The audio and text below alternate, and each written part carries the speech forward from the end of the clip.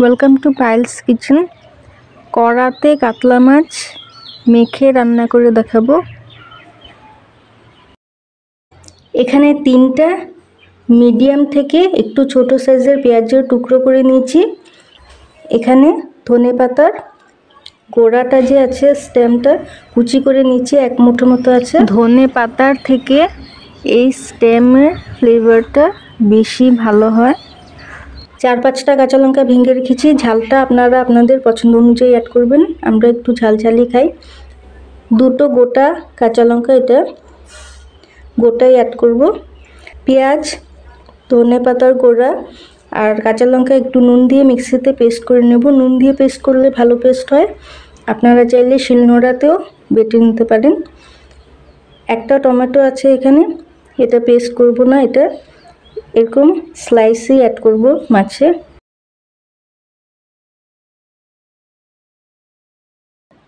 Paste করে নিয়েছি। মাছটা কড়াতে মেখে রান্না করব, তাই ডাইরেক্ট কড়াতেই মাছ ধুয়ে রেখেছি। এখানে 6 পিস কাতলা মাছ আছে। নুন অ্যাড করে দিলাম, নুন as per test. Half teaspoon হলুদ গুঁড়ো,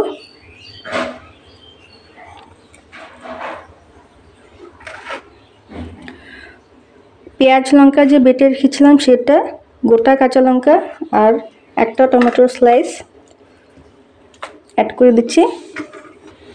1 মুঠো ধনেপাতা কুচি আর পেস্টটাতে ধনেপাতার গোড়া অ্যাড করেছিলাম। এতে কি হয়, খুব ভালো ফ্লেভার আসে।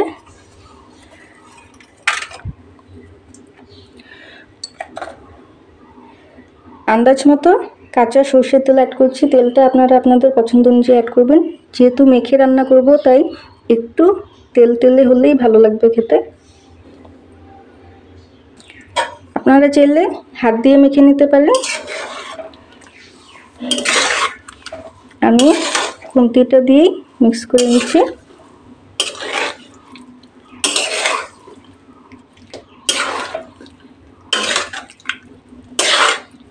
হালকা হাতে মিক্স করে নিতে হবে।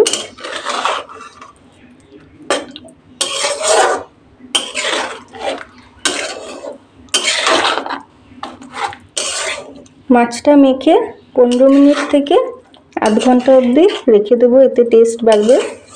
মাছের ভেতরে নুন আর মশলার ফ্লেভার চলে যাবে।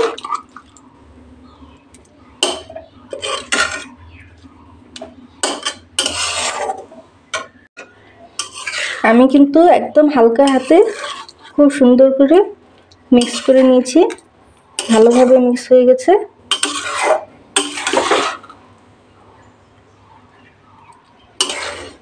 আমি এক হাতে ফোনটা ধরে ভিডিও করছি, তাই একটু প্রবলেম হচ্ছে মিক্স করতে।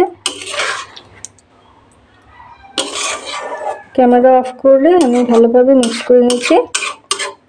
এবার ঢেকে রেখে দেবো 15 মিনিট থেকে আধ ঘন্টা।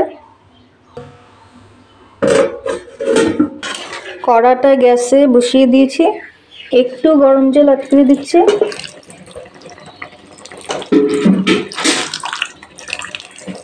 বেশি অ্যাড করবো না, এটা মাখো মাখোই হবে।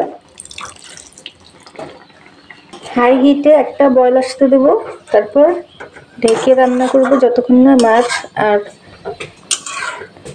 মশলা পুরোপুরি সিদ্ধ হচ্ছে।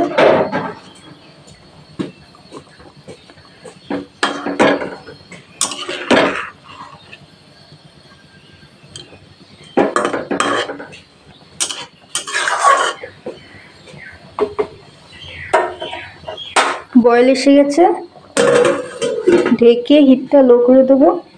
একটু পরে ঢাকা তুলে নেড়ে দেব।